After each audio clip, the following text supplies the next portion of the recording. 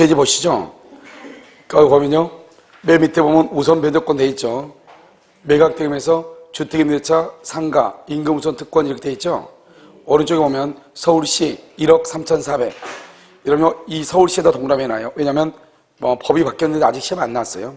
그 다음에 인천시 과밀억제권역이죠. 그 다음에 광역시에 보면 광역시하고 경기도 광주시예요. 용인시, 안산시, 김포시, 세종시 동그라미요. 세종시가 옛날에는 기타 있었는데 위로 올라왔어요. 알겠죠? 그 다음에 기타죠. 기타는 뭐냐? 경북, 포항, 강원도, 원주 이런 데죠. 나머지 알겠죠? 여기는 얼마냐? 4,500이 아니고 바뀌었어요. 5,000. 5,000에요. 1,500이 아니고 1,700이요. 알겠죠? 1,700. 5,000, 1,700 이렇게. 됐죠 지금? 알겠죠? 거기를 주시면 돼요. 자, 그 다음 장에 어디로 보시냐면 여러분요. 페이지요. 페이지 166쪽으로 보세요. 나머지는 다 했고요. 166 이렇게요. 그 166에 보면 어디가 나왔냐면 뒤에 보면 맨 밑에 보면 6페이지 가운데 보면 저당권 그래서 당구장 표시 있나요? 피담보 채권 바로 위에요. 거기 논점 1, 2, 3 이렇게 나와 있죠. 돼 있죠. 지금부터 봐봐. 우리가 전번 시간에 뭘 배웠냐면 이걸 배웠죠. 전번 시간에요. 이렇게요. 갑이 있고 여기 을이 있으면 을이 있고 1억이죠. 이것을 뭐란다? 피담보 채권이다. 이렇게 얘기하죠. 피담보 채권 이렇게요. 그 다음에 이렇게 건물 있죠. 갑의 건물에 을이 이렇게 저당권을 설정을 한다. 그 다음에 저당권 등기를 하죠. 이 을을 뭐란다? 채권자고.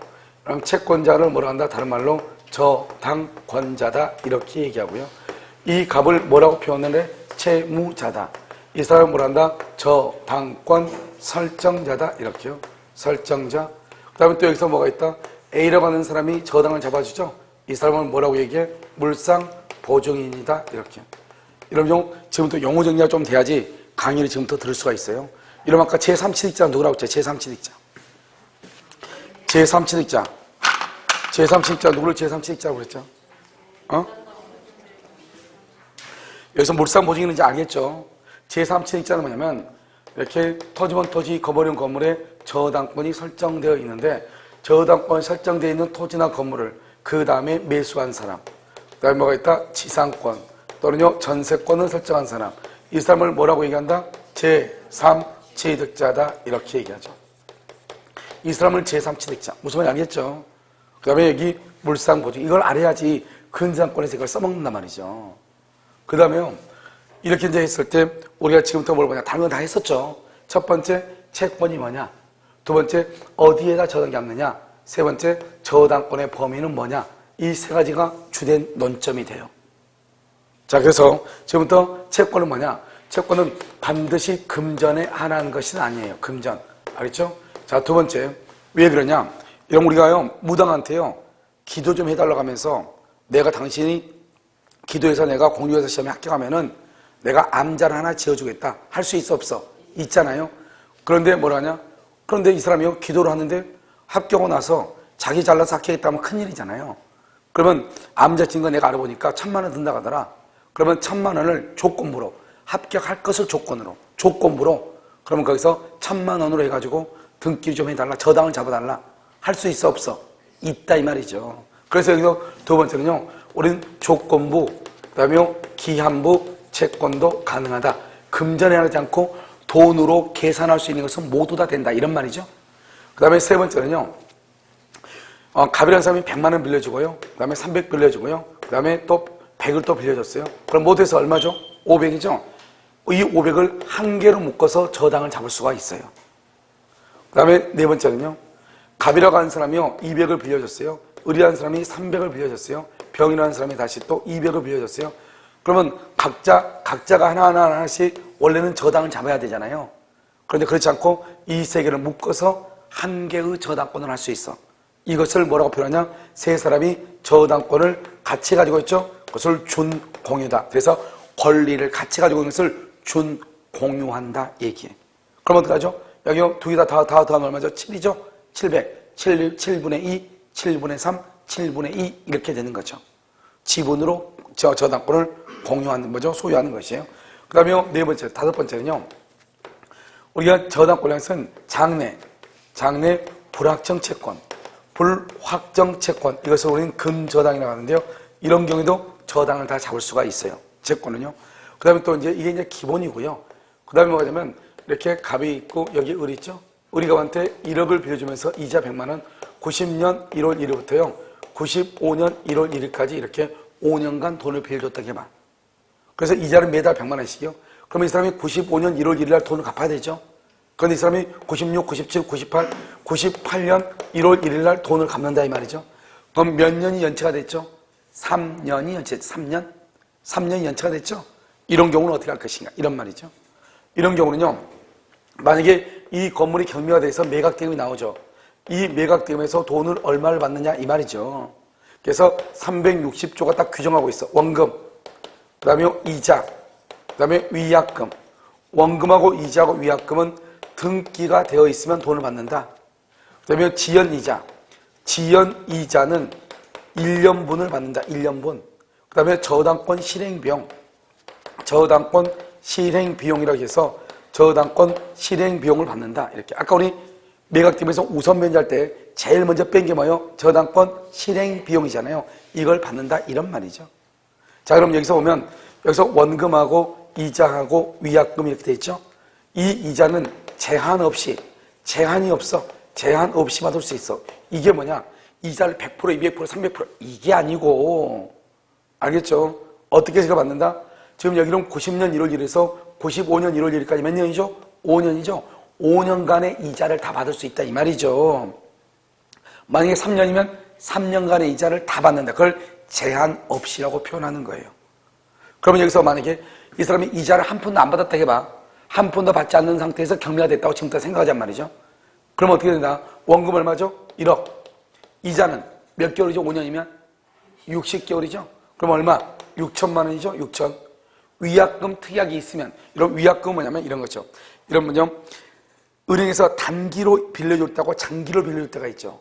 단기로 빌려줄 때 이자가 세요? 장기로 빌려줄 때 이자가 세요? 단기죠? 이 사람이 뭐냐면 돈 1억을 빌리는데, 아니 3년만, 5년만 빌리면은 이자가요, 연 10%예요. 그런데 20년을 빌리면 연 5%예요. 그러니까 이 사람은 이러면 짱구로 굴리는 거죠. 그래? 연 20년 빌린다 해놓고 5년 안에 갚아야지. 이렇게.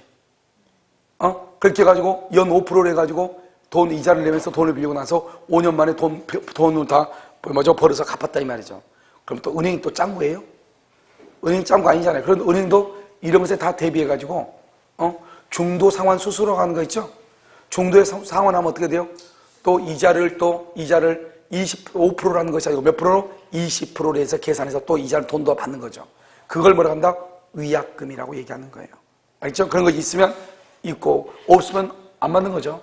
그 다음에 여기 지연이자는 뭐냐? 1년분이라고 돼 있죠? 지연이자가 뭐냐? 지금 연기가 된 게 돈 갚을 날짜에 몇 년이죠? 지연됐죠? 3년. 3년 중에서 1년분만 먼저 받아가라 이 말이죠. 1년분이 얼마죠? 1200. 매달 100만 원이니까 1200 받아. 그러면 나머지 2년분은 못 받냐? 그게 아니라고. 나머지 2년부터 당연히 다 받을 수 있죠. 여기서 1년분인데 채무자는 돈을 다 갚아야 되죠. 그러면 나머지 2년분은 어떻게 갚느냐 이 말이죠. 응? 나머지 2년분은 먼저 이 집이 경매가 되면 을만 있는 게 아니잖아요. 이 집은 다른 사람들도 다 있잖아요. 그러면 그 사람들도 몇 푼 돈 받아야 돼 안 받아야 돼? 몇 푼 돈 받아야 되죠. 그렇잖아요. 그러니까 그 사람들도 돈은 몇 푼 받아야 되니까 그 사람들한테도 후순위도 몇 푼 배당해 주고, 그러고 나서 남은 돈이 있으면 거기에서 나머지 2년분은 받고, 남은 돈이 없죠. 그러면 갑에 다른 재산이 있나 봐. 그럼 거기에서 받고, 갑에 다른 재산도 없네. 그러면 울면 되는 거예요. 무슨 말인지 알겠죠? 그러니까 이 돈을 못 받는다는 것이 아니고 끝까지 받을 수는 있다 없다? 있다. 그래서 우리나라 여러분요, 전번에 한번 국정감사에 나왔잖아요. 우리나라에서 돈을 갚지 않았을 때 경매가 진행되는 시기 보통 2개월에서 4개월 사이가 가장 많아. 60%예요. 은행에서. 왜 그래요? 경매가 되면 보통 한 6개월 정도 걸리거든요. 모두 다 끝나려면.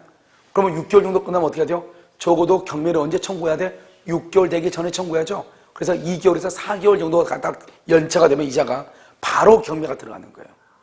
알겠죠? 그래야지만이 나머지 경매가 되고 연기돼도 한 1년 안에 것만 이자를 받을 수 있고 나머지는 못 받는다고 봐야지. 왜? 이 사람만 돈 받을 게 있어요? 만약 우리 집이 경매가 된다 그러면 줄줄이 사탕에서 껌딱지가 뭐 껌딱지 무슨 딱지 해가지고 뭐 왕창 다 붙는 거죠. 압류, 가압류, 뭐 가짜 뭐 이것저것 다 붙는 거죠. 그러니까 결국 집값보다는 빌린 돈이 더 많다 이 말이죠. 알겠죠? 그래서 일단 1년분만 받아가기 때문에 경매가 빨리 들어오는 것이에요. 이해됐죠? 여기서 1년분이라는 것은 누구 때문에 1년분이다? 후순위 때문에 1년분이다. 이해됐죠? 채무자는 1년분을 갚아야 된다. 전부를 갚아야 된다. 전부를 갚아야 된다. 이게 중요하다고. 그 다음에 저당권 실행비용 이렇게. 됐죠 지금? 이 두 가지는 등기를 하지 않아도 된다. 그래서 여기를 정확하게 암기해야 돼. 그래서 우리 행정부 시험에 뭐라 나왔냐 이러지 않았어? 원금은 등기된 범위 내에서 보장된다. 위약금은 등기 없이도 보장된다. 이런 식으로 나왔다고. 원금과 이자와 위약금은 뭘 한다? 등기가 돼야 된다. 알겠죠? 지연이자는 1년분만. 그래서 채무자도 1년분만 책임진다. OX, X. 채무자는 전부를 책임을 진다. 됐죠? 그 다음에요. 두 번째 이제 뭐냐? 두 번째가 저당권의 객체. 저당권은 어디에다 저당을 잡는가? 저당권은 첫 번째 부동산이어야 돼요. 두 번째는 뭐냐? 등기 또는 등록을 할 수 있어야 돼요. 자, 지금부터 부동산은 뭐가 있죠? 부동산은 다 써. 토지, 건물, 임목, 그 다음에 명인방법. 명인방법에 의한 것. 그 다음에 뭐가 있죠? 농작물이 있죠? 여기서 명인방법과 농작물은 등기한다 안 한다? 안 하죠? 여기는 저당을 잡지 못해요. 그래서 저당권은 토지, 건물, 임목에만 저당을 잡는 것이에요. 그 다음에 준부동산이 있죠? 그럼 준부동산이 뭐예요? 다른 말로 의제부동산이죠? 의제부동산은 뭐예요? 동산인 것들이 부동산 흉내를 내는 것들이 있죠. 등기나 등록을 하는 것들이 있어. 동산 중에서 뭐가 있다? 자동차. 그 다음에 뭐가 있다? 중기, 중장비, 선박, 그 다음에 항공기 이런 것들 있죠? 이런 것들은 어때요? 동산임에도 불구하고 자동차, 중장비, 항공기는 등록을 하고 선박은 등기를 하죠. 특히 선박은 20톤 이상, 20톤 이상일 때만 뭐죠? 부동산으로 보고 20톤 이하는 별도로 등기하잖아요. 그러니까 언제나 동산이에요. 20톤 이상만 부동산으로 보는 거예요. 알겠죠? 그래서 이런 것들은 원래는 동산이지만 부동산처럼 취급한다. 그것을 준부동산, 의제부동산. 그래서 여러분요, 부동산학 개론을 보면 협의의 부동산, 광의의 부동산 보면 뭐가 들어가? 준부동산. 들어가 안 들어가? 들어간다 이런 말이죠. 알겠죠? 그래서 이런 것들도 저당을 잡을 수가 있죠. 그 다음에 또 뭐가 있냐면 우리 이제 민법에서는 용익무권에 지상권이 있고 지역권이 있고 뭐가 있어? 전세권이 있죠. 우리가 부동산은 저당권은 부동산에다가 저당을 잡죠. 그런데 지역권은 점유를 한다 안 한다? 안 하죠. 그래서 지역권에는 저당을 잡을 수가 없어. 그래서 지상권과 전세권은 점유를 하죠. 점유. 토지고 부동산이죠. 그러니까 여기에는 뭘 한다? 저당을 잡지만 지역권에는 저당 잡지 못해. 시험에 2번이나 정답으로 나왔어. 그 다음에 또 우리가 뭐냐면 수산업법 있죠? 수산업법하고 그 다음에 광업법이 있어요. 광업법. 수산업법에 보면 어업권이라고 하는 것이 있어. 어업권. 광업법에는 광업권이라고 하는 것이 있다고. 어업권, 광업권 이렇게요. 이 어업권이나 광업권의 경우 이 두 가지가 물권이에요. 여기에도 저당을 잡을 수가 있는 것이에요. 알겠죠? 그래서 이것을 우리는 저당권의 객체 이렇게 얘기하죠. 그래서 저당권을 어디다가 저당을 잡을 수 있는가? 그래서 여러분 보면 167페이지 거기에 나와 있어. 됐죠? 그래서 그 다음에 여러분 보면 거기에 민법상, 특별법상 이렇게 돼가지고 두 번째 봐봐. 두 번째 보면 어업권, 광업권, 공장재단, 광업재단 이런 것인데 그 어업권, 광업권 나와 있어 안 나와 있어? 나와 있죠. 그 다음에 선박에다 써. 선박에다는 몇 톤 이상이다? 20톤 이상. 그래서 20톤 이상일 때를 우리는 선박이다 이렇게 얘기를 해요. 20톤 이하는 동산으로 보는 것이에요. 그 다음에 가장 중요하죠. 그 다음 페이지 168페이지. 이것을 우리는 뭐란다? 저당권의 효력 범위라고 얘기를 하는 것이야. 알겠죠? 너무너무 중요해. 시험이 잘 나와. 자, 봐. 우리 여러분 저당권이죠? 이 저당권은 다른 약점. 아무런 말이 없으면 이 말이죠. 아무런 말이 없으면 저당권 설정 전후를 불문하고 전후를 불문하고 그 다음에 어디 위치냐? 여기 부합물하고 부합물과 종물에 미친다 이 말이에요. 종물에 미친다. 이런 미친다는 말은 무슨 말이죠? 맛이 같다. 그게 아니지. 알죠? 미친다. 알겠죠? 그래서 저당권의 여정 미친다는 것은 경락을 받을 수 있다 이런 말이죠. 자, 지금부터 부합물이란 것이 뭔가 봐. 이런 봐. 여기 봐봐. 페인트. 이 통이 여기 페인트통. 페인트통 안에 지금 페인트가 지금 들어있죠? 이걸 페인트라고 하죠. 자, 이것을 벽에 발랐어. 벽에 발랐죠? 흰 페인트 지금 발라졌죠? 저걸 뭐라고 그래? 저걸 뭐라고 그래? 흰 페인트 발라진 벽을 뭐라고 그래? 페인트라고 그래? 벽이라고 그래? 이걸 모르면 아무것도 안 되는 게 지금부터. 페인트는 뭐가 페인트냐? 통 안에 들어있는 걸 페인트라고 그래요. 알겠죠? 이것을 벽에다 바른과 동시에 페인트는 벽의 구성 부분이 돼버려. 그래서 저걸 뭐라고 하냐? 그러면 벽이라고 얘기하지. 흰색 페인트인데 사자성어로 맛이 같다고 얘기하는 것이에요. 무슨 알겠죠? 그러면 벽에 발라져 있죠? 저 페인트를 스푼으로 빡빡 긁어낼 수 있어 없어? 없죠. 그걸 부합이라고 그래. 알겠죠? 자, 그럼 봐 다시. 이게 지금 뭐냐? 이게 롤에 말아져 있는 가만히 감겨져 있는 뭐냐면 벽지에 벽지를 벽에 발랐어. 벽이 지금 뒤 봐봐. 우리 학원 뒤에 보면 벽에 벽지 발라져 있죠? 발라져 있죠? 저걸 뭐라고 한다? 벽이라고 얘기하지. 저건 뭐예요? 벽지다. 사자성어로 뭐라고 한다? 맛이 같다. 이렇게 얘기한다니까. 저걸 벽이라고 하지. 저걸 벽지라고 하면 벽지는 뭐냐? 지금 바르기 전에 있는 롤에 말아져 있는 이걸 뭐라고 한다? 벽지라고 하는 거지. 저게 딱 붙어 있으면 뭐라고 한다 저것을? 벽이라고 얘기하지. 벽지라고 얘기하면 안 되죠. 저거 뗄 수 있어 없어? 에잉? 이런 벽에 있는 벽지 못 떼? 못 떼? 뗄 수 있죠. 그런데 본래의 용도로 다른 방에다 또 그걸 붙일 수 있어 없어? 없죠. 그걸 부합이라고 그래. 뗄 수 없거나 뗄 수는 있으나 본래의 용도로 사용할 수 없는 것, 그걸 부합이라고 그래요. 저 뒤에 없네. 저기 벽에 시계 붙어있죠. 시계 뗄 수 있어 없어? 다른 강의실에 소강의실에다 붙이면 시계 돌아가 안 돌아가? 그걸 부합이 아니라고 얘기하는 것이에요. 내가 지금 여러분 이해됐죠 지금? 자, 그 다음에 두 번째 종물이라고 하는 것은 뭐냐? 여러분 봐봐요. 횟집이 있죠? 횟집이 있고요. 여기 주유소가 있고요. 배가 있고요. 배. 그다음에 자물통이야? 이거 뭐라고 그래? 이거 뭐라고 그래? 열쇠? 그러면 그 통을 뭐라고 그래? 자물쇠. 이건? 아, 그건 자물쇠고. 자물쇠? 맞아? 그런가요? 자물쇠고. 그럼 이거 뭐라고 한다? 열쇠라고? 열쇠 맞아요? 이 새 맞아?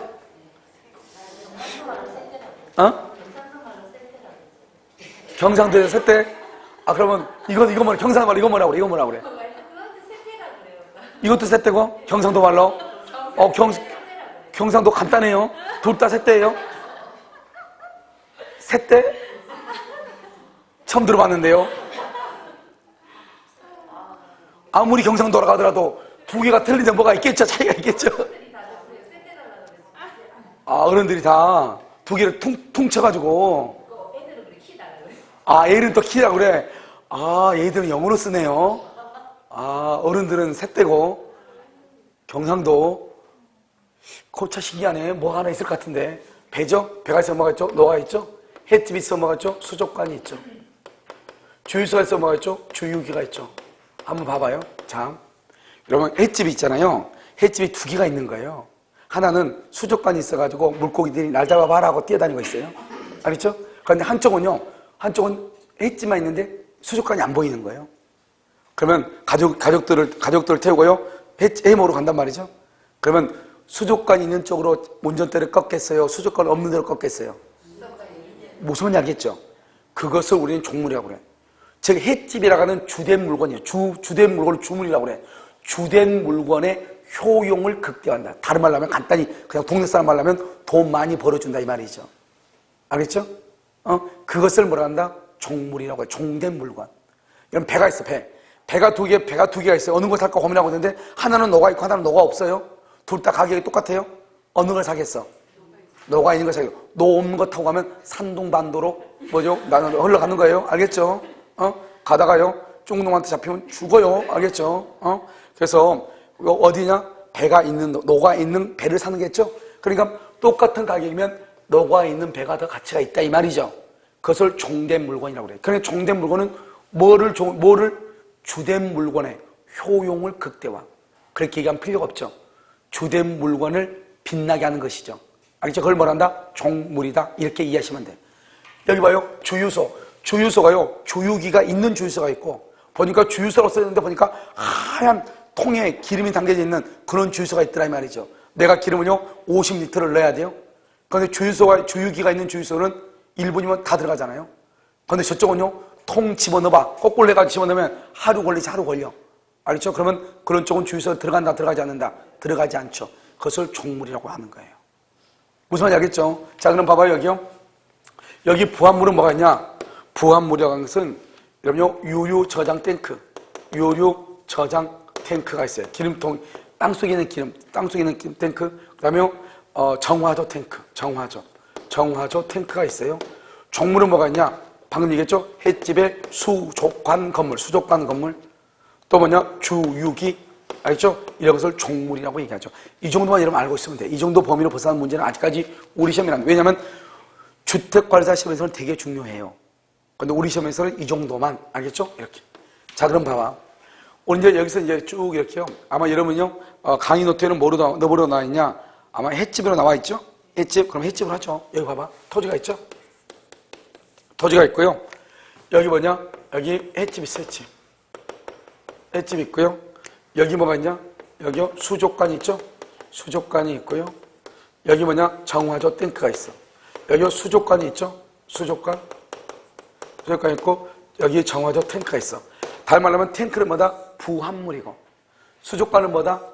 종물이고. 이해됐죠? 지금 종물 부합물 하고 있잖아요 지금.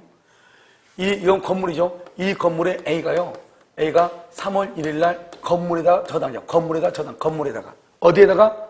건물에다가. 지금 여기는 언제냐? 여기는 2월 1일 설치했어. 이것은 여기는 4월 1일 설치했어. 4월 1일. 됐죠? 그런데 이 건물이 지금 건물이요 경매가 됐어. 경매가 됐는데 여기 보면 경매 목록이라고 있어. 경매 목록. 우리가 이제 경매가 되잖아요. 그러면 경매 목록을 작성을 해. 집행관이요. 그러니까 이런 비용들이 다 저당권 실행 비용이 다 들어가는 거예요. 그러니까 집행관이 현장 가가지고 또 공명서 쏘 이렇게 해야 되잖아요. 그런 걸 다 쓸 때 다 그게 바로 저기는 저당권 실행 비용이라고 하는 거예요. 다 들어가 여기에. 그래서 이제 이 사람이 나가가지고 이걸 보고 이제 경매 목록을 쓰죠. 여덟 번 쓴다. 건물, 토지. 3월 1일 저당 잡았으니까 2월 1일 수족관, 2월 1일 탱크. 이렇게 경매 목록을 썼단 말이죠. 그럼 이 경매 목록을 보고 내가 이제 뭘 하냐? 경락받은 사람들이 이제 경락을 받거든요. 경락. 이 사람은 뭐를 경락받는가 이 말이죠. 건물 경락받아 못 받아? 받아 못 받아? 토지는 받아 못 받아? 못 받는다 이 말이죠. 못 받는다. 왜? 건물하고 토지는 주물하고 종물이 아니에요. 건물하고 토지는 별개의 부동산, 별개, 전혀 별개. 그러니까 건물에 대한 저당권으로 토지를 경락받을 수 없고 토지에 대한 저당권으로 건물을 경락받지 못하는 거예요. 알겠죠 지금? 오케이. 자, 그다음에 이 두 가지는 경락을 받는 거예요. 그런데 2월 1일 건이 있는데 4월 1일 건이 지금 있어 없어? 없죠. 여기 없죠? 그러니까 4월 1일 건은 경락을 받을 수가 있다 없다? 받아 못 받아. 그래서 여기 4월 1일 수족관하고 없잖아요. 수족관하고 4월 1일 탱크는, 정화조 탱크는 경락을 받을 수 있다 없다? 아, 있다고 해놨네. 있다고. 없다 있다? 있다 이 말이야. 있다. 그거 왜 있냐고. 왜 있는데 못 받고 없는데 받냐고. 내가 이걸 지금 묻는 거잖아요. 뭐라고? 무슨 말인지 알겠죠? 전후 2월 1일, 4월 1일 전후를 불문한다잖아요. 알겠죠? 저당권 언제? 3월 1일이잖아요. 3월 1일 전이나 3월 1일 후나 불문하고 다 미친다 이 말이죠. 알겠죠? 자, 두 번째 뭐냐? 부합물하고 종물이 돼야 되죠. 뭔 안 된다? 토지하고 건물은, 토지하고 건물은 뭐다? 토지하고 건물은 별개의 독립한 뭐다? 부동산이다 이 말이죠. 독립한 부동산. 그러니까 토지에 대한 저당권으로 건물을 경락받을 수 없고 건물에 대한 저당권으로 토지를 경락받을 수 없다 이런 말이죠. 그러니까 내가 지금 이 연사가 외치는 게 뭐예요? 경매 목록에 있다고 해서 다 경락받는 것은 아니고 경매 목록에 없어도 경락받을 수 있다 이걸 지금 얘기하는 거잖아요. 동네 사람들 무슨 말인지 알겠죠? 자 그럼 봐봐. 우리는 지금 어디에 저당권이 미친다? 부합물하고 종물하고. 그런데 봐봐요. 아파트죠, 아파트. 이 아파트는 뭐냐? 아파트 여기 있죠? 여기 이것은 뭐냐? 301호죠? 301호를 뭐라 한다? 전유 부분이라고 그래. 뭐라 한다고? 전유가 뭐요? 전적으로 소유하는 부분이다. 그럼 우리 실평수라고 얘기하잖아요. 문 딱 닫으면 우리 가족만 있는 거 아니에요. 그래, 그걸 전유 부분이다. 이것을 단말로 뭐라 한다? 구분 뭐라 한다? 소유권이다. 봐봐, 아파트 봐봐. 건물 하나인데 닭장으로 탁 분할해가지고 닭들이 꽃게하고 다 들어가 있잖아요. 들어가 있어 안 들어가 있어? 들어가 있죠? 여기 보면 뭐요? 그래서 구분하죠. 구분. 옆집하고 우리 집하고 나누어가지고 따로따로 소유권을 줬다. 뭐다? 구분 소유권이다 이 말이잖아요. 다시 301호를 뭐라 한다? 전유 부분. 알죠? 뭐라 한다? 구분 소유권 이렇게. 그럼 여러분 친구들하고 이제 오면 얘기하죠. 야 니네 우리 전유 부분으로 와 이렇게 얘기하죠. 그러면 알아들으면 다행이고 알아듣지 못하면 많이 지식이 약한 거죠. 알겠죠? 우리가 이제 배웠으니까 배운 대로 또 이렇게 실천을 해야 될 거 아니에요. 앞으로 이제 친구들한테 올 때 우리 집으로 와 이렇게 얘기하지 마. 너무 그것은 동네 사람들이 얘기하는 거잖아요. 알겠죠? 뭐라고 얘기한다? 우리 전유 부분으로 와라. 그러면 듣기는 들었는데 무슨 말인지 모르니까 창피하니까 묻지도 않고 오지도 않을 거예요. 알겠죠? 자, 그 다음에 우리가요 이 아파트 301호를 살기 위해서 땅을 쓰는 거잖아요. 땅을. 그렇잖아요. 이러면 주차하기 위해서 아파트를 사요. 아파트를 살다 보니까 주차장을 이용하게 되는 거예요. 살기 위해서 이용하는 거죠. 이걸 뭐라 한다? 대지를 사용하는 권리다. 대지 사용권이다. 이렇게 얘기해. 너 어디 가니? 나 주차하러. 그렇게 얘기하지 마. 앞으로 창피하니까. 어디 가니? 대지 사용권을 행사하러. 뭐 이렇게 해야죠. 대지 사용권. 왜? 우리 주차하는 거잖아요. 그걸 뭐라고 얘기한다? 대지 사용권이다. 그러니까 이것을 우리는 뭐라 한다? 주된 권리라고 하고 이것을 뭐라 한다? 종된 권리다. 이렇게 얘기하는 거예요. 그래서 우리는 종된 권리란 말하고 종물이라고 하는 것도 똑같아.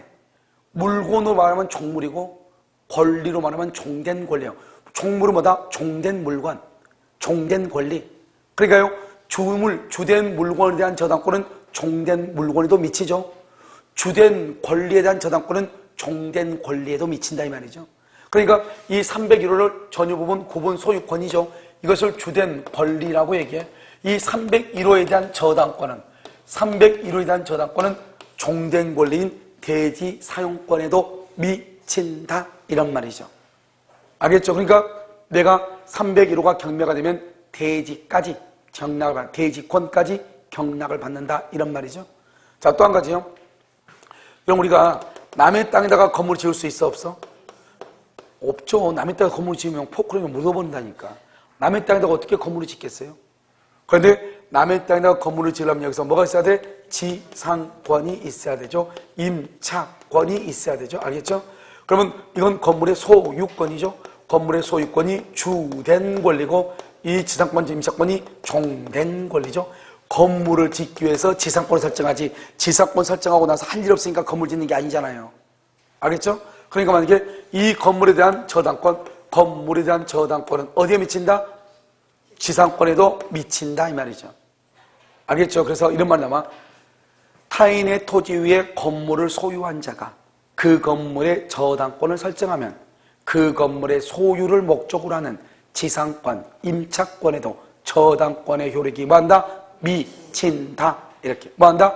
미친다. 미쳤어. 알겠죠? 미친다 이 말이죠. 이것을 얘기해. 알겠죠? 세상에서 제일 쉬운 게 주된 권리, 종된 권리다. 무슨 알겠죠? 앞으로 여러분 집에 들어갈 때 얘기하죠. 당신 어디야? 나 지금 집에 들어가. 절대로 그러지 마. 지금 전유부분을 향해서 가라고 있다. 알겠죠? 전유부분을 향해서 가고 있다. 이렇게. 됐죠? 이것을 얘기해요. 여기까지가 여러분 저당권이에요. 마지막 하나 빠졌네. 저당권의 침해라고 하는 것이 있어요. 저당권의 침해. 저당권의 침해요. 여러분 저당권은 점유한다 안 한다? 점유를 하지 않죠? 점유하지 않으니까 저당권은 뭐가 없냐? 점유, 보호, 청구권. 점유보호 청구권이 있어요, 없어요? 없어. 그럼 저당권에 대한 반환 청구권이 있어요, 없어요? 없어요. 방해 제거하고 방해 예방 청구권 이것은 있죠. 그런데 반환 청구권은 없어요. 저당권은요. 저당권의 침해로 인해서 뭐가 있다? 손해가 발생하죠. 손해가 발생하죠. 그러면 언제 손해배상을 청구하냐? 저당권 실행 전이라도 뭐 할 수 있다? 청구할 수 있어. 우리가 손해배상은 저당권을 실행하기 전이라도 뭐 할 수 있다? 청구할 수 있다. 이렇게 얘기하는 것이에요. 무슨 말인지 알겠죠? 그래서 우리는 저당권이다 이렇게 얘기해요. 자, 그 다음에 여러분 이제 어디를 한번 보시냐면요. 저당권의 침해에 대한 구제가 이제 170페이지 나오는데 뭐 중요하지 않으니까 그 정도요. 그 다음에 이런요 172페이지 근저당권을 보세요. 자, 근저당권을 보시면 지금 여기 한번 봐봐요. 근저당권은 금방 끝나는데요. 참 중요하죠. 여기 한번 봐봐. 우리가 지금 여기 보면 저당권 한번 봐봐. 저당권 보면 이러면 아까 내가 제3취득자가 누구라고 그랬죠? 제3취득자. 그렇게 하지 말고 저당권이나 근저당권이 있은 후 매수한 사람, 전세권, 지상권을 설정받은 사람을 말한다. 제3취득자. 물상보증인은 누구예요? 다른 사람이 돈을 빌리는데 자기네 부동산으로 저당을 잡아준 사람. 알겠죠? 물상보증인이죠. 자, 그럼 봐. 우리가 저당권은 뭐냐면 저당권은 피담보 채권이라고 하고 이것은 확정이 돼 있어. 확정. 그럼 이것은 등기를 해요. 그래서 여기 저당권은 일단 확정이 돼 있어. 피담보 채권이. 두 번째, 저당권은요, 돈 1억 갚죠. 1억 갚으면 어떻게 한다고 그랬죠? 저당권은 뭐 없이, 말소 등기 없이 당연히 뭐가 된다? 소멸하죠? 당연히 소멸, 이거를 부종성이라고 얘기한다. 이렇게 얘기했죠. 부종성이다. 자, 세 번째, 저당권은 360조에 보면 뭐라고 나왔다? 360조? 먼저 뭐? 원금, 이자, 위약금. 원금, 이자, 위약금은 뭘 한다? 등기를 한다. 그 다음에 지연이자. 지연이자는 몇 년분? 1년분이다. 그 다음에 저당권, 실행비용 이렇게 얘기한다고 그랬죠. 이건 두 가지는 등기한다 안 한다? 안 한다. 자, 그럼 봐. 이게 저당권이죠. 그러면 근저당권은 뭐냐? 근저당권은 이렇게 을이 있으면 을이 가만히요 3억 그래서 이것을 뭐란다? 채권 최고액이다. 이렇게 채권 최고액 이것을 불확정이라고 얘기하고 그럼 이것을 등기다 이렇게 얘기해요. 그래서 채권 최고액 불확정이고 등기를 하는 것이죠. 이렇게요. 그러고 나서 이렇게 갑이 있죠. 갑의 건물이 이렇게 뭐란다? 근저당 이렇게 근저당 플러스 등기를 이렇게 하죠. 등기. 그러면 이 을이 뭐죠? 채권자죠. 그러면 이 사람은 채무자잖아요. 그러면 우리가 근저당이라고 하는 것은 뭐냐? 최고 얼마까지? 3억까지 최적 얼마에서 0원에서 최고 3억까지 빌려줄 수 있다 이 말이죠. 저당권은요 딱 1억 빌린 거예요. 이 건물이 똑같아. 이 건물이 5억짜리야. 이 건물이 5억짜리란 말이죠. 그런데 갑이 만약에 1억을 빌려달라고 딱 얘기하죠. 그러면 1억만 딱 빌려주죠. 그럼 무조건 저당권이야. 확정됐을 때는. 그런데 갑이 을한테 가서 은행 가서 돈 내가 5억짜리 집이 있는데 1억 빌려달라고 하죠. 그럼 은행 직원은 뭐라냐? 와서 보고 딱 보니까 5억짜리거든요. 그럼 뭐라냐? 그러지 말고 채권 최고액 3억으로 해가지고 근저당권을 잡고 일단 내가 당신한테 1억을 빌려주겠다 이렇게. 그럼 앞으로 얼마를 더 빌릴 수 있죠? 2억을 더 빌리죠. 저당권의 경우 2억을 더 빌리려면 그때 뭘 해야 되냐? 가서 또 저당권 설정하고 등기하고 또 저당권 설정하고 등기해야 돼. 그런데 근저당은 이미 3억으로 딱 잡아놨잖아요. 그러니까 언제든지 돈이 필요할 때 은행에 오면 돼. 그러면 은행에서 2억을 더 빌려줘. 그리고 내가 언제든지 돈을 벌죠? 돈을 벌면 돈을 갚으면 돼. 그러면 줄어들죠. 저당권은 돈을 갚아가지고 0이 되면은 저당권은 자동으로 없어지죠. 그런데 근저당권은 근이란 거 뭐예요? 근이라고 하는 것이 뿌리 근자잖아요. 근은 최소한 0부터 시작하니까 근저당권은 일시적으로 0이 됐다 하더라도 근저당권은 소멸한다 안 한다? 안 하는 거예요. 근저당권은 0원부터 3억까지니까. 만약에 근저당권이 0이다? 그러면 근저당권이 소멸하려면 어떻게 해야 되냐? 채무자가 나 더 이상 당신한테 돈 빌릴 생각이 없다. 그러니까 등기 말소해달라. 이 말을 해야지 그 다음에 등기를 말소가 돼야지 없어지는 거예요. 이게 저당권하고 근저당권의 차이예요. 저당권은 반드시 얼마를 빌렸다는 거예요? 1억을 빌렸다 이 말이고 근저당권은 채권 최고액이 3억이라고 해서 3억을 빌렸다 이 말이 아니죠. 3억까지 빌릴 수 있다는 말이죠. 그러니까 근저당이라고 딱 등기돼 있죠. 그런데 채권채액 3억이라고 돼 있죠? 그러면 그 근저권 밑에 보면 은행 지점 이름이 써져 있을 거예요. 무실동 국민은행 지점. 그러면 무실동 국민은행 지점에 반드시 전화를 해. 그래서 몇 번지 토지 3억으로 근장이 잡혀 있는데 지금 현재 빌린 돈이 얼마냐? 실제 채무가 얼마냐 물어봐. 그러면 이자까지 해서 오늘까지 1억 1,150만 원입니다. 이렇게 얘기할 거예요. 그러면 채권 채권액은 3억으로 되어 있어도 실제로 빌린 돈은 얼마다? 1억 1,000이다. 이런 말이죠. 무슨 말인지 알겠죠? 그런데 저당권은 1억으로 되어 있죠? 그럼 얼마를 빌린 것이다? 1억 빌린 것이다. 이 말 아니에요. 이걸 이해를 해야 돼 지금. 알겠죠? 그러니까 저당권은 돈을 갚으면은 자동적으로 소멸하는데 근저당권은 돈이 갚아서 일시적으로 0이 됐어. 그렇다 하더라도 근저당권은 당연히 소멸한다, 소멸하지 않는다. 소멸하지 않는다. 그것을 뭐라고 하냐? 그것을 부종성이 완화되어 있다. 그랬어. 완화. 그래서 우리가 저당권 맨 처음에 얘기할 때 뭐라 얘기했냐? 부종성이 엄격하다 유치권. 부종성이 완화되어 있다. 근질, 근저당 이렇게 쓰라고 얘기했죠. 그거 지금 얘기하는 거란 말이죠. 알겠죠? 자, 그 다음에 여기서 보면 저당권에서는 360조에서 원금, 이자, 위약금은 등기가 되어 있을 때만 보호를 받죠. 그런데 근장은 이 세 가지는 등기가 없어도 3억 원 안에 들어오면 모두 다 보장을 받아. 알겠죠? 그래서 어떻게 해요? 여기 보면 저당권에 있어서 이자는 뭘 한다? 등기를 해야 되지만 근저당권에서 이자는 등기하지 않는 것이에요. 근저당권의 이자는 등기한다 안 한다? 안 하는 것이에요. 자, 그 다음에요. 여기 지연 이자는 여기 몇 년분이죠? 1년분이죠? 여기는요. 모두 3억 원 안에 들어오면 모두 보장이 돼. 모두. 여기는 저당권 실행비용이 있죠? 근데 여기는요.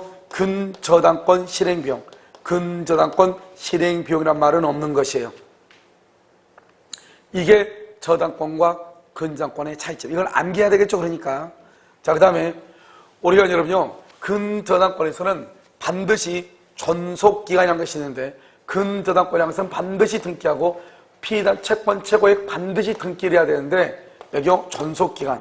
존속기간은 반드시 등기를 하는가? 해도 되고 안 해도 되고 해도 되고 안 해도 되고.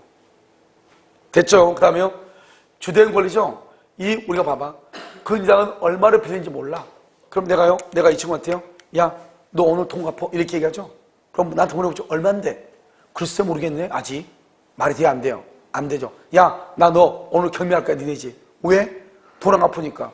돈 빌린 게 내가 얼만데? 글쎄 잘 모르겠네. 말이 안 되잖아요. 그러니까 어떻게 해야 돼요? 근저당권의 특징은 불확정이야. 얼마인지 모른단 말이죠. 그러니까 뭘 해야 돼? 확정을 시키는 단계를 꼭 거쳐. 그래서 근저당권에서 가장 항상 시험에 나올 수밖에 없는 게 뭐냐? 확정을 어떻게 확정시키느냐. 이게. 그래서 확정을 시키면 어떻게 한다? 근저당권의 피담보 채권을 확정시키죠? 그럼 확정시키면 어떻게 돼? 봐. 우리가 근저당은 불확정이죠. 저당권은 뭐예요? 저당권은 확정이죠. 확정. 그러니까 불확정이면 근저당인데 확정이 되면 뭐가 된다? 저당권으로 바뀌는 거예요. 그래서 여러분요. 근저당권을 확정을 시키면 근저당권이 저당권으로 바뀌어. 저당권으로 바뀐 상태에서 경매가 돼. 그러니까 뭐가 돼요? 저당권 실행비용이란 말은 있어도 근저당권 실행비용이란 말은 나와 안 나와? 나올 수가 없는 거예요. 왜? 근저당권으로 경매할 수 있다 없다? 없다. 근저당권자가 경매를 청구하죠? 그러면 저당권으로 바뀌어가지고 경매가 되는 거예요. 그러니까 논리적으로 근저당권 실행비용이란 말은 없는 것이다. 알겠죠? 뭐는 있는데 저당권 실행비용은 있는데 뭐는 없다? 근저당권 실행비용은 없다. 이란 말이죠. 지금 됐죠? 자, 봐. 근저당에서 중요한 것은 뭐다? 피담보 채권을 뭐 하는 것이다? 확정시키는 것이다. 이런 말이죠. 자, 그러면 여기서 확정이 됐죠? 확정을 어떻게 시키냐?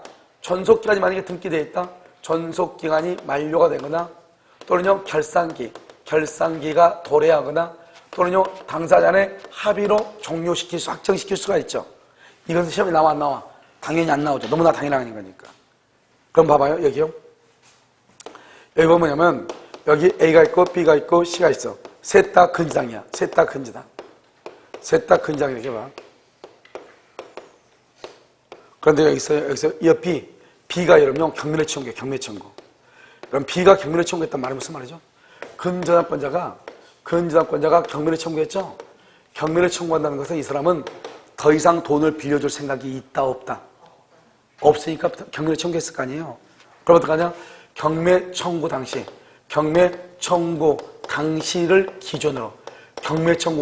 기준으로 확정이 되는 거예요. 그러니까 오늘 경매를 청구했다. 오늘까지 원금이 얼마고 이자가 얼마냐? 그래서 확정이 되는 거예요. 왜냐면 경매를 청구했다는 것은 더 이상 돈을 빌려줄 생각이 없으니까 경매를 청구했을 거 아니에요. 무슨 말인지 알겠죠? 자, 그 다음에요. 여기서 봐. 그럼 이 사람이 근저당권자가 경매를 청구하죠? 그러면 이 선순이요? 선순이라든가 이 사람이 후순이요? 후순이? 이 사람들은요? 경매를 청구했어 안 했어? 안 했죠. 우리가 보면요. 근저당권은 채권 최고액 3억, 2억, 3억 이렇게 되어 있단 말이죠. 그러면 근저당권의 특징은 이미 3억 원 안에서만 보장을 받아. 3억 원을 넘는 것은 보장받아 못 받아? 못 받아. 3억 원 안에서만 보장받기 때문에 아무리 근저당권자가 경매를 청구했다 하더라도 이 A나 C는 갑이라는 사람한테 계속 돈을 빌려줄 수 있어. 얼마의 범위 안에서? 3억 원의 범위 안에서. 알겠죠? 그러니까 여기서 만약에 후순위나 또는 선순위가 경매를 청구한다. 후순위가 경매를 청구하죠. 그러면 선순위 근저당권자. 선순위 근저당권자는 언제 확정이 된다? 언제? 그것은 경매 청구가 아니고 언제? 경매가 끝나가지고 경락대금을 뭘 할 때? 완납할 때. 경락대금을 완납할 때 확정이 돼. 왜냐? 얼마로 확정된다? 최대 얼마로? 최대 3억으로 확정돼. 만약에 5억을 빌려줬다 해봐. 그래도 3억까지만 돈을 받아. 알겠죠? 그러니까요, 봐. 당의 근저당권자가 경매를 청구하죠? 근저당권자가 경매를 청구하면 언제? 경매 청구 당시. 후순위가 경매를 청구하든 선순위가 경매를 청구하든 나머지 사람들은 언제 확정된다? 경락대금 완납시. 이러면요, 경매에서 내가 언제 소유가 되냐? 갑의 건물이 경매가 되죠? 내가 경락을 받았다 해서 내가 소유자가 된 것이 아니고 내가 경락으로 최고가를 쓰고 경매대금을 완납하면은 등기가 없어도 소유자가 돼. 그러니까 경매에서 소유자가 되려면 어떻게 해야 된다? 경락대금을 완납해야 돼. 경락대금을 완납. 그때 소유자가 돼. 무슨 말인지 알겠죠? 그러니까 경락대금을 완납할 때까지 그 사람이 경매가 돼가지고 이 사람이 경매를 청구해서 이 사람은 언제냐? 이 사람은 경매를 청구하면 경매 청구할 때 확정이 돼. 다른 사람들은 언제 확정이 된다? 누군가가 경락을 받아서 경락대금을 얼마 할 때까지? 완납할 때까지 돈을 빌려줄 수 있다 이 말이죠. 알겠죠? 그 다음에 이 사람이 경매를 청구했다가 치하에서 치하를 해도 한 번 확정된 것은 번복이 된다 안 된다? 안 된다 이 말이죠. 그럼 이러면 어떻게 되죠? 이제 경매가 돼가지고 확정이 되죠? 얼마로 확정되냐 이게? 얼마로 확정되냐? 1억 7천만 원으로 확정됐어. 1억 7천으로. 1억 7천으로 확정이 됐어. 언제? 3월 1일 날. 그러면 돈을 언제 갚아야 돼? 3월 1일 날 갚아야죠 오늘? 1억 7천? 근데 이 사람이 언제 들어가냐? 4월 1일, 5월 1일, 6월 1일, 6월 1일 날 돈을 갚아. 6월 1일 날. 1억 7천은 언제 확정됐는데? 3월 1일. 그러면 1억 7천에 대한 3개월에 뭐다? 지연이자. 지연이자도 내야 돼, 안 내야 돼? 내야죠. 지연이자도 여기에 포함되는 거예요. 그럼 1억 7천에다가 3개월 이자 100만 원씩 300만 원을 더 줘야죠. 그래서 얼마 된다? 1억 7천 3백이 된다 이런 말이죠. 그런데요, 한 번 확정이 딱 됐죠? 한 번 확정이 딱 됐어. 확정이 되고 난 다음에 나중에 확정이 되고 난 다음에 8월 1일 날 이 갑이라고 하는 사람이 을한테 또 돈을 빌려. 갑이 을한테. 그래서 새로운 법률 관계 또는 거래 관계요. 새로운 법률 관계에 의해서 돈을 1억을 빌려. 1억. 이 1억은 여기에 포함된다 안 된다? 안 되죠. 알겠죠? 확정된 것에 대한 이자는 포함되지만 이건 새롭게 빌린 거잖아요. 갑하고라고 새롭게. 알겠죠? 그러니까 포함이 된다 안 된다? 안 된다. 이게 우리 시험에 2번씩이나 났다 이 말이죠. 자, 비담보 채권 확정이 되죠? 확정된 채권으로부터 발생한 지연이자는 포함이 되지만 새로운 거래관계에서 새롭게 차용증을 쓰고 빌린 돈, 그것은 포함이 된다 안 된다? 안 된다 이런 말이죠. 오케이. 자, 그다음에 마지막으로 뭘 보냐면 우리가 이제 근저당은 아주 간단하죠. 채권 최고액 3억. 이것을 뭐란다? 채권 최고액이라고 얘기해요. 채권 최고액은 뭐다? 등기가 되어 있죠. 그래서 갑의 건물에 여기에 근저당을 설정을 해. 근저당 플러스 등기래. 근장 플러스 등기 이렇게요. 그런데 실제로 결산기에 결산을 해서 결산기에 결산하니까 4억인 거예요. 4억. 등기는 3억인데. 그러면요, 이 등기요 얼마를 변제하고 등기 말소를 청구하는가? 여러분, 얼마를 변제하고 말소해야 돼요? 얼마를 변제하고 말소해야 돼요? 얼마를 변제해야 돼요? 얼마를 변제? 여기서 채무자, 물상보증인. 여러분, 물상보증인이 누구라고 그랬죠? 제3지자. 다른 사람이 돈을 빌리는데 자기 집으로 저당기 잡은 사람이죠? 이 사람은 자기가 돈을 빌렸어, 안 빌렸어? 안 빌렸죠? 채무자는 얼마를 갚아야 돼? 채무자는 4억. 물상보증이라고 제3지자는 자기가 돈 빌린 게 아니죠? 등기가 된 3억만 갚고 등기 말소를 청구해. 이게 중요하니까 이걸 알려면 물상보증이 누군지 제3지자는 누군지. 제3지자는 자기가 돈을 빌린 게 아니죠. 근저당권이 있는 토지나 건물을 산 사람이죠. 자기가 돈을 빌린 사람이 아니죠. 그걸 제3취득자라고 그래요. 이 사람은 등기가 되어 있는 것만 갚고 등기 말소를 청구하는 거예요. 알겠죠? 여기 이것이 경매에서 경매대금이 5억이 났어. 5억이. 그러면 여기 을의 배당금은 얼마다? 을의 배당금은 얼마다? 을은 얼마를 배당받아? 원래 결산기가 얼마죠? 4억이죠. 등기는 3억이죠. 경매대금은 5억이죠. 경매대금은 얼마 받아? 배당금 얼마 받아? 3억을 받는다. 3억을. 이것을 뭐란다? 채권 최고라고 하는 말은 뭐라고 하냐? 우선 변제의 한도액이다. 우선 변제를 받을 수 있는 최고 한도다. 이것을 뭐라고 한다? 우선 변제의 한도액이다. 이렇게 얘기를 해요. 이해됐나요? 우선 변제 한도액 이렇게. 그러니까 채권 최고는 돈을 받을 수 있는 최고 한도, 경매대금에서. 그것을 얘기해요. 그래서 비록 4억이지만 3억만 받는다. 왜? 그럼 아직 얼마가 남아있어? 2억 남아있죠? 2억 남아서 아까처럼 똑같아. 다른 후순위 껌딱지들이 받아가고 남은 돈 있으면 거기서 다시 1억 더 받아가고 만약 후순위가 없다. 그러면 당연히 4억을 받아가고 다른 후순위가 받아가고 남는 돈이 없다. 그러면 갑에 다른 재산이 있는가 보고 갑에 다른 재산이 없다. 그러면 어떻게 하면 된다고? 울면 되는 거예요. 무슨 말인지 알겠죠? 똑같아. 지연이 작가 1년분. 당연히 1년분만 받는 것이 아니고 후순위가 없으면 다 받고 후순위가 있으면 몇 년분만? 1년분만. 그리고 남은 돈이 있으면 또 받아. 남은 돈이 없으면 다른 재산이 있나 봐. 다른 재산 없어. 그럼 울면 돼. 똑같아. 그러니까 채무자는 경매대금은 5억인데 채권은 3억인데 실제는 4억이다. 채무자는 3억을 갚아야 되는 것이 아니고 채무자는 얼마를 갚을 의무가 있다. 4억을 갚을 의무가 있는데 일단 후순위를 보호하기 위해서 경매대금 5억 중에서 일단 얼마만 받아간다? 채권 최고액 3억만 받아가고 나머지 1억은 못 받는 것이 아니고 후순위가 없거나 후순위가 있다고 하더라도 변제받고 남은 금액이 있으면 거기에서 받을 수 있다. 여기까지를 근저당이라고 얘기하는 것이에요. 어마무지 중요하죠. 무슨 알겠죠? 근저당은 매년 나온다. 이렇게 보시면 돼요. 아시겠죠? 자, 여기까지가 이제 뭐냐면 우리가 저당권이에요. 잠시 쉬었다가 어디를 볼 것이냐? 앞에요. 앞에 어디를 보냐면 유치권이라고 되어 있죠? 유치권 한번 보도록 그렇게 하겠습니다.